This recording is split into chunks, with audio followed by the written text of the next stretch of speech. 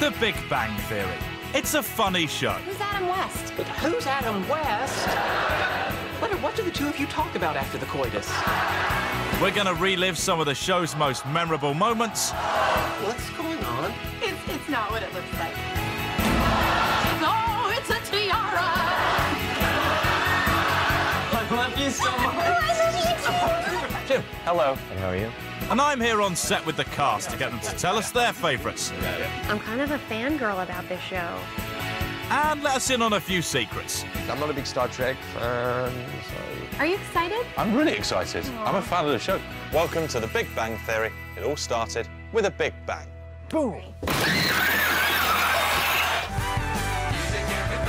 Einstein and astrology, it all started with the Big Bang. It all started with the Big Bang.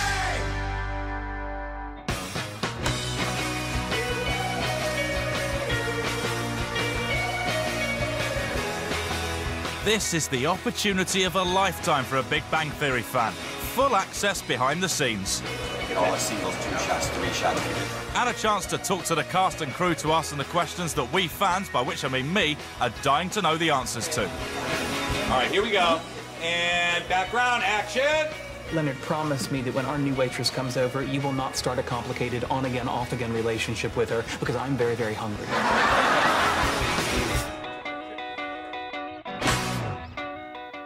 It's such a simple idea. 2 geeky guys get a hot neighbour. Guess I'm your new neighbor, Penny. Oh, Leonard, Sheldon. Hi. Hi. Hi. Hi. And yet that simple idea has created a comedy supernova and one of the biggest shows in the world. Wow, you really are a genius. Not really. I Googled how to do that. The show has some truly legendary characters. In our ragtag band of scientists with nothing to lose, I'm the smart one, Wallowitz is the funny one, and Koothrappali is the lovable foreigner who struggles to understand our ways and fails. Now, we all know these geeks and girls so well after 5 years that they hardly need any introduction. But what do the cast think of them? How would you describe Leonard as a character? Struggling. 1 tequila sunrise. Thank you. You know, this drink is a wonderful example of how liquids with different specific gravities interact in a cylindrical container. Thank you. And that's what's fun about playing him. He's struggling to evolve. You have destroyed my ability to tolerate idiots. Now come with me. Where are we going? We're gonna have sex. Why? I mean, okay. Sheldon's first and foremost a genius. Are you familiar with meme theory? I'm familiar with everything, but go on. He's doing his best to stick to his guns of what he wants while having small moments of learning how to be a more normal human being, for lack of a better word. And what kind of doctor removes shoes from asses? Depending on the depth, that's either a proctologist or a general surgeon. How would you describe Penny? Adorable. Look, guys, for the future, I don't mind killing the big spiders, but you have to at least try with the little ones. I love that she has become so sarcastic and funny. The last morsel is called the Grangjai piece, and it is reserved for the most important and valued member of the group.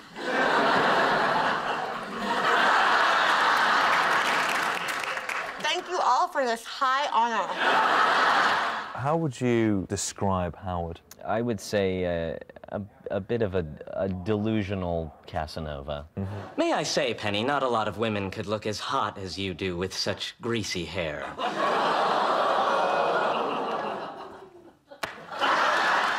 More confidence than is good for him, probably. Or maybe ignorance is bliss, I don't know. We just got back from that exhibit of those plasticized human cadavers. And some of those skinless chicks were hot. Raj is like the Tom Cruise of the sitcom world. He is. It's the looks. It's the... No, you know, Raj is the foreigner on the show. He's comes from India, New Delhi, India. What? Just because I'm Indian, I can't be a Norse god? No, Raj has to be an Indian god. He's obviously pathologically shy. He can't talk to women without drinking alcohol. Okay, look, this never happened. Do you understand me? Really? Still can't talk to me? I think on the surface, Bernadette is your typical microbiologist, kind of nerdy. In microbiology, the most exciting thing I get to work with is yeast. But what I love about her is the fact that we've discovered these layers to her. She's kind of got a dark side. Yes. She's got a temper. What the hell is wrong with you? Well, you were always so nice to me. I thought maybe you liked me. I'm nice to everyone! So what you see necessarily isn't what you get with her. If you and Leonard get back together, Sheldon and I will finally have someone to go on double dates with. What about me and Howard? Fine, we can double with you too. So insecure. How would you describe your character, Amy? She's straightforward. She's dedicated, and she also knows how to have a good time. Oh, I know. We'll go to a Native American sweat lodge, we'll take peyote, roll around in the mud, and paint fertility symbols on Bernadette's naked body. So that's happening. So I think she's a pretty well-rounded person, considering. Yes, yeah, all things being. The only person who signed my yearbook was my mother. Aw. Dear Amy, self-respect and a hymen are better than friends and fun. Love, Mom. The Big Bang Theory has just hit an important milestone. 100 episodes. That's impressive for any show. The fans loved it from day one, but did the people who are actually making the show have any inkling that it would go on to be such a huge success? Cold-blooded animal. Chuck Lorre is the man who, along with co-creator Bill Prady, is responsible for the show. In the past 20 years, he's brought us some of the biggest shows on TV, including Roseanne and 2.5 Men. What gave you the idea for the show in the first place? It started with Prady telling me, Bill Prady, the co-creator of the show, telling me about his life in the 80s in New York as a computer programmer. And the guys he was hanging out with and working with were all brilliant guys, but they were entirely incompetent in all other aspects of life. Oh, hey, guys. Hey, sorry we're late. Late? It's 7:05. And you said the party starts at 7. Well, yeah, I mean, when you start a party at 7, no one shows up at, 7. It's 7:05. And that struck us both as really funny and as a good starting place for a group of characters who were extraordinary, but were struggling to get on with the mundane task of living. Why on earth are you telling me all this? I don't know. Sometimes your movements are so lifelike, I forget you're not a real boy. When you first wrote the pilot, did you have any kind of sense that it could go on to be as successful as it has been? None whatsoever. No. When Johnny Galecki and Jim Parsons first read together, that was when we started to have hope. Put this in the bathroom. What for? I need to measure my fluid intake and output to make sure my kidneys aren't shutting down. I mixed pancake batter in this. I auditioned twice and didn't get hired both times, and they did a pilot and didn't work. We did the pilot twice. We had 2 chances to get this right. And they revamped the script and made it different, and I came back in, and I guess it was all about timing. And I just knocked it out of the ballpark.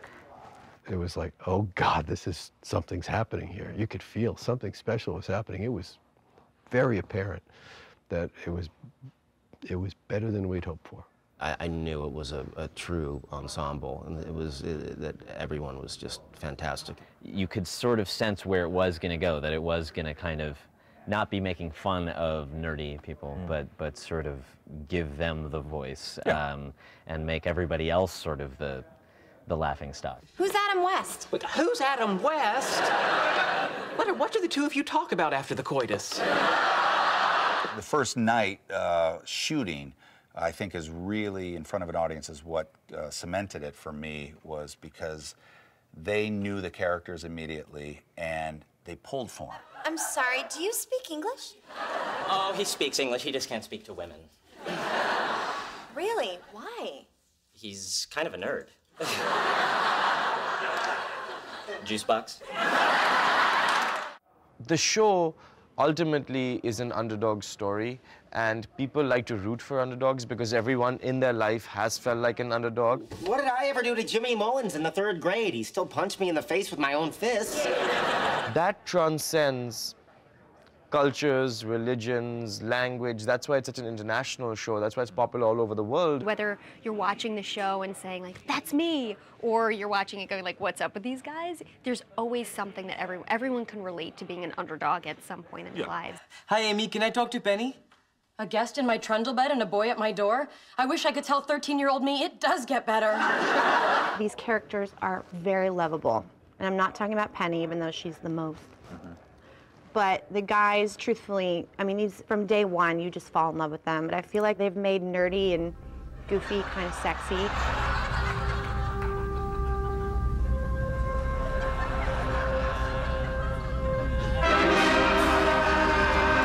I don't think it's the specific geekiness or science or Star Trek-y stuff, because none of us are really into that stuff in real life, and I know a lot of people that aren't, that love the show. So I think there's a human connection to feeling like an outsider or trying to figure out sort of the rules, the handbook of life. I love that it's a show about smart people. I love that it's a show about the quirks of smart people and sort of the social dynamics of people other than the Beverly Hills 90210 friends, attractive people hooking up in different permutations kind of show. Last night, I was strong-armed into an evening of harp music and spooning with an emotional Amy Farrah Fowler.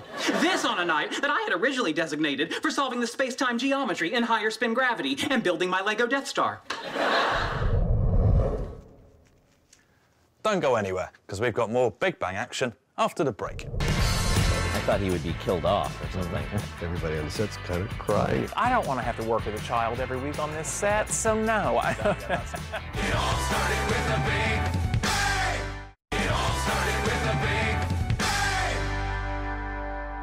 Welcome back to The Big Bang Theory. It all started with a Big Bang. There's no denying that the gang on The Big Bang Theory get themselves into some peculiar pickles. Over 100 episodes, we've seen some outrageous behaviour. But what keeps us watching isn't the wacky antics, it's the relationships. The friendships and romances on the show have grown and developed over the years. The guys have actually made friends with some girls. Howard grew out of his bromance with Raj and found love with Bernadette. Sheldon has a girlfriend, and Leonard and Penny, well, they're just Leonard and Penny. It's been an interesting ride for these two. From their first kiss in episode 6 to their breakup in episode 59 to whatever it is they have now. It's been an on-off delight to watch. Forgotten the details? Here are the highlights. New neighbor? Evidently. What about if you went out with me? Yes, I will go out with you. Leonard has no business being involved with a waitress/actress who felt so insecure that she lied to him about finishing community college. What about that really long hug? What did that mean? It means I wish you were going. Leonard, you're back. Yeah, I just stopped by to say, Let's slide over to Sheldon's spot and make out. You are a dirty girl. I love you, Penny. Thank you. So we're in two different places emotionally, so what? That's fine. You know? In fact, it makes sense, because let's face it, I've been in this relationship 2 years longer than you. This isn't fair to you, Leonard. I'm sorry. I screwed up. Leonard's a great guy. Never should have broken up with him. What's going on? Oh, it's not what it looks like. Penny, do you have plans for dinner? Why, you guys going somewhere? No, I mean just you and me. Have you thought this through? Yes, and I think we should go anyway. I think if I could choose, I would love them to end up together at the end of the day. Not anytime soon, but you know how relationships are. They go on and off. You date someone, you break up, you become friends, your friends deal with it. Like, it's kind of a, because they're so close too, so it's always going to affect everyone. So, you know, I like the ride that the writers are taking them on. I think it's really fun, and I think it's real. I have a real soft spot in my heart for those two, and I think they are the loves of one another's lives. They just don't have it together in other areas of their life. There's a real visceral thing between the two of them, and they both just have a whole lot to learn. Our babies will be smart and beautiful. Not to mention imaginary. One couple who, despite all odds, do seem to have it together are Sheldon and Amy. Personally, I love the Amy and Sheldon relationship because I think it's a very different kind of sweet. Yeah. And it's a very different kind of tender. Possible explanations for your symptoms are, in descending order of likelihood, hyperthyroidism, premature menopause, hosting an alien parasite, or, and I only include it for the sake of covering absolutely all bases, sexual arousal. Where would I have picked up an alien parasite?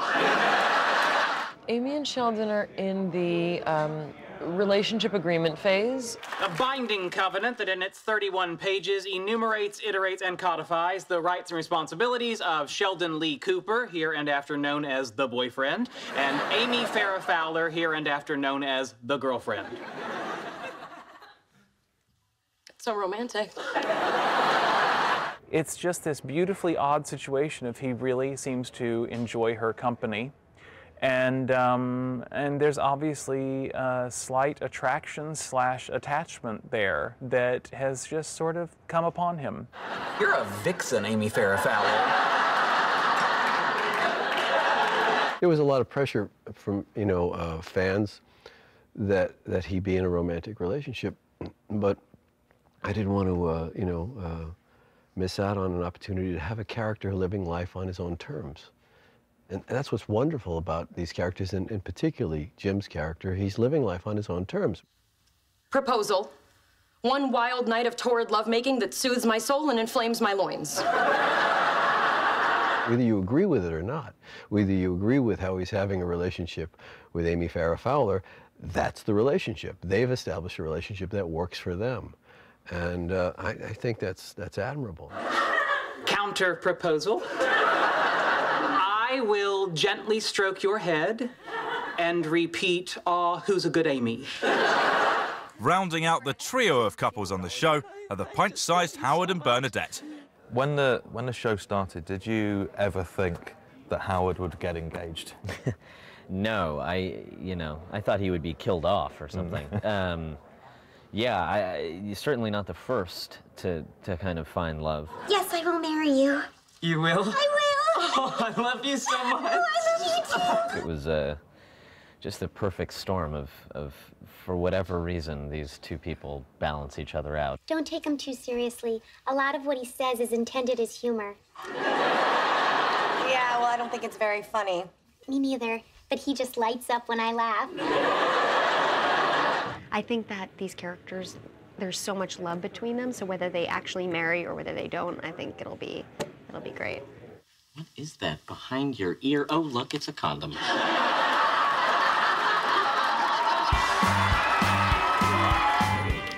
Well, ladies, we killed the bottle. The Big Bang Theory is about more than romance, of course. It's really about friendships, and those can be the most entertaining relationships on the show. My favourite? Come on, easy. Howard and Raj. Do friendship. How would you describe Raj's friendship with Howard? It's a bromance. It's a classic bromance. All right, honey, if we're gonna make the movie, we should go. This may be hard for you to hear, but when I say honey, I mean my fiancé. Yeah, well, now it means her. I think that it can be misconstrued into a physical sort of relationship, that they have the physical hots for each other, or, that's not happening. There are a lot of girls out there who want to kiss you. Where? You just have to look.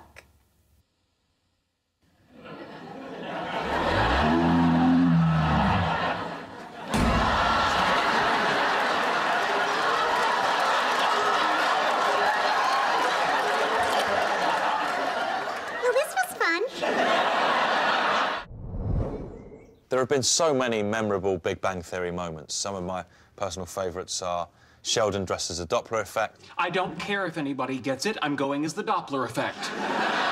Howard's robot arm incident. You slipped and fell into a robot hand. Yes. Penis first. That's not important, though. which moments stick in the minds of the cast and the creators. There was an episode where they wanted Sheldon to learn how to drive. There was this simulation exercise that he had on the TV with the video game to practice driving. Hit the brakes! Hit the brakes! The commitment of everybody as one group to get it done, it was sheer joy. I like the one where Howard cries to Penny and then tries to kiss her and gets punched.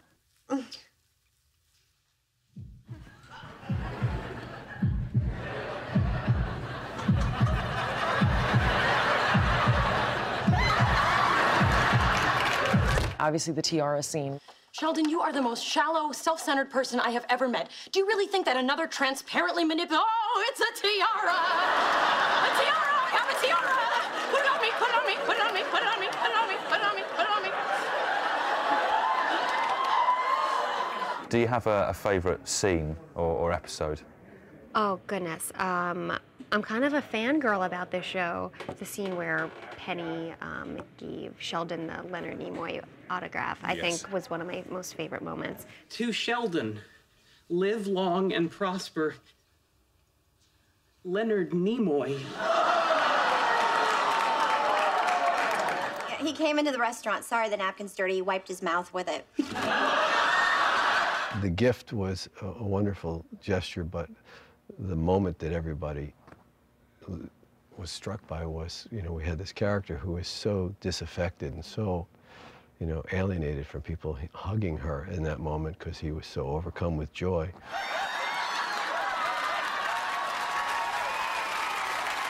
We're making a situation comedy here, and we have to make one every week, but, you know, everybody on the set's kind of crying, and it got very emotional. Leonard, look, Sheldon's hugging me. Now, just because there are so many great moments in the past doesn't mean there won't be lots of great moments in the future. On the contrary, there will be. What they'll come up with is anybody's guess. Here we go into the future. Do you have kind of thoughts and hopes for Sheldon in the future? Like, what would I want for him? That he wins a Nobel finally? I mean, you know, that's like getting a couple together at the end of an episode. Where's his fight then? You know, do I want him and Amy to have a test tube baby? I don't want to have to work with a child every week on this set, so no. Yeah, that's important. Yeah. So do you have hopes and aspirations for Howard's future? But for the better of his own being, I would say I hope he can manage to get out from under his mother's fat thumb. I don't know if they'll actually make it down the aisle or if they will or won't. I want them to get married because I think if we see that scene, then presumably Howard's mother will have to be there. At the actual wedding, she could surface, I guess. Yeah. I hope Penny gets another job than working at the Cheesecake Factory. She's good there, though. She is really good at the Cheesecake Factory, but I'm kind of sick of the uniform. So I'd love to maybe even work at sushi.